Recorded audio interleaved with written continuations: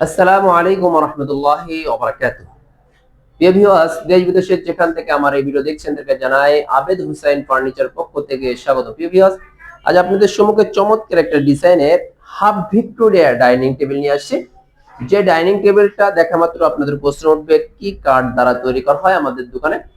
আমাদের দোকানে কিন্তু দেখেন ডাইনিং টেবিলের উপরে যে কাঠটা ব্যবহার করেছে এটা দেখলেই বুঝে আসবে আমরা কি কাঠ ব্যবহার করেছি। আমাদের প্রত্যেকটা ফার্নিচার কিন্তু অরিজিনাল সেগুন কাঠ দ্বারা তৈরি করা হয়। এমনই ভাবে যে ডাইনিং টেবিলটা দেখছেন এটাও অরিজিনাল সেগুন কাঠ দ্বারা তৈরি করা হয়েছে।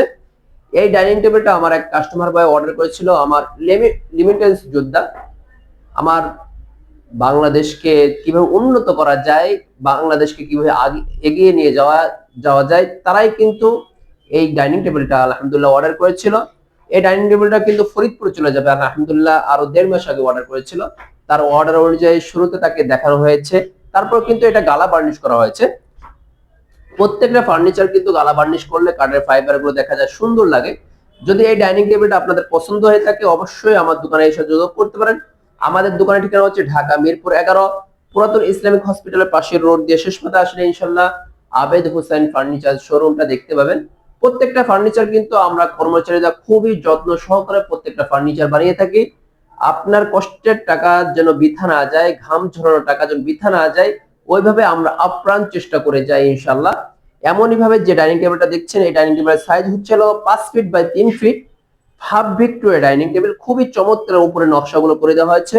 উপরে কিন্তু 10 মিলি গ্লাস দেওয়া হবে, 10 এমএম গ্লাস দেওয়া হবে।